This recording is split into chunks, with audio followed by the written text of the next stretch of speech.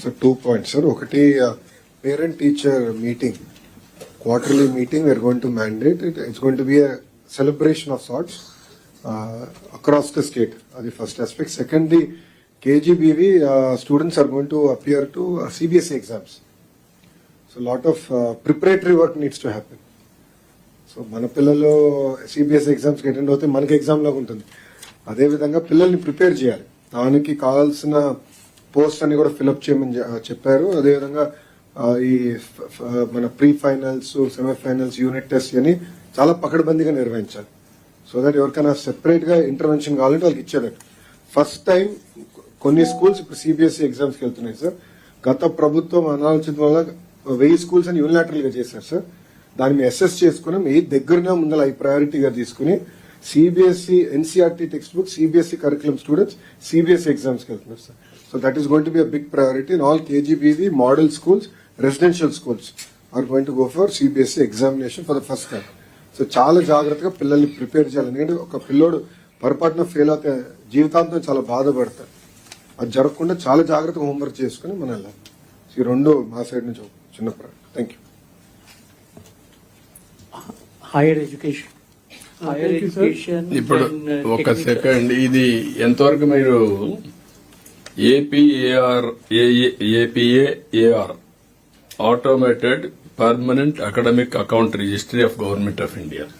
Sir ఇది ప్రతి student కి ఒక యూనిక్ ఐడి ఇవ్వడానికి అని చెప్పి కొన్ని స్టేట్స్ లో కోర్టుకు వెళ్లారు సార్, ఆధార్ వాడకూడదని. సో గవర్నమెంట్ ఆఫ్ ఇండియానే ఈ అపార్ నంబర్ అని చెప్పి పెట్టారు.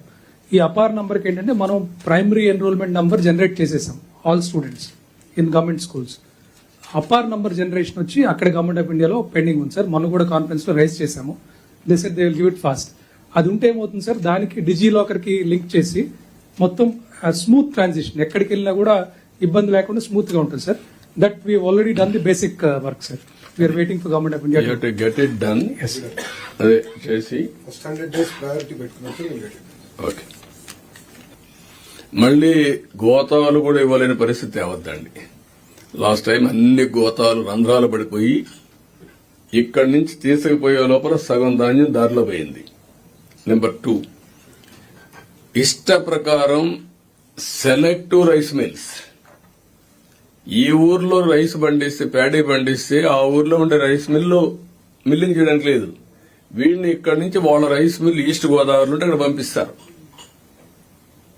ర్యాండమ్ అనే పేరు పెట్టి all this thing should go. రైతు సెంట్రిక్ గవర్నమెంట్ ఉండాలి. ప్రొక్యూర్మెంట్ పర్ఫెక్ట్ గా ఉండాలి. There is no doubt about it. మీరు ఇది గుర్తుపెట్టుకుని ఏ విధంగా చేయాలో మీరు వర్కౌట్ చేసుకోవాల్సిన అవసరం ఉంది. రాను రాను డిమాండ్ మిల్లెట్స్, హెల్త్ రీజన్ మళ్లీ. కాబట్టి మిల్లెట్స్ ని మీరు ప్రమోట్ చేయడం.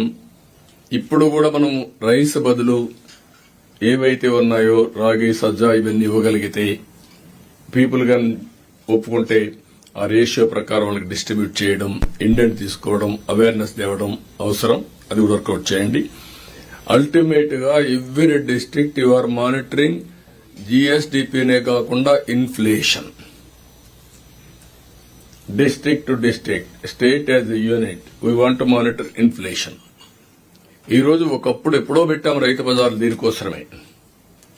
ఆర్టీసీ బస్సుల్లో ఒక 5-6 సీట్లు తీసేసి తెల్లవారితో వెజిటబుల్స్ అన్ని తీసుకొచ్చి ఆ గ్రామాల నుంచి, ఏ గ్రామాలు అయితే వెజిటబుల్స్ ప్రొడ్యూస్ చేస్తారో ఆ గ్రామాల నుంచి వెజిటబుల్స్ తీసుకొచ్చి రైతు బజార్ దగ్గర ఆపి రైతు బజార్లో అమ్ముకొని నెక్స్ట్ డే వెళ్లేవాడు. అక్కడే సీడ్ అవన్నీ కూడా తీసుకెళ్లేవారు. ఏం కావాలో ఫెర్టిలైజర్స్, సీడ్, లేకుంటే నాలెడ్జ్, షేరింగ్ ఆఫ్ ఐడియాస్ అన్ని తీసుకెళ్లేవాళ్లు. ఇప్పుడు అవన్నీ పోయినాయి. ఒకప్పుడు జాయింట్ కలెక్టర్ని ఈ పర్పస్ కే పెట్టాం. విశాఖపట్నంలో టమోటా రేటు చూస్తే 70 రూపాయలు ఉంటుంది, చిత్తూరులో 5 రూపాయలు ఉంటుంది, 2 రూపాయలు ఉంటుంది.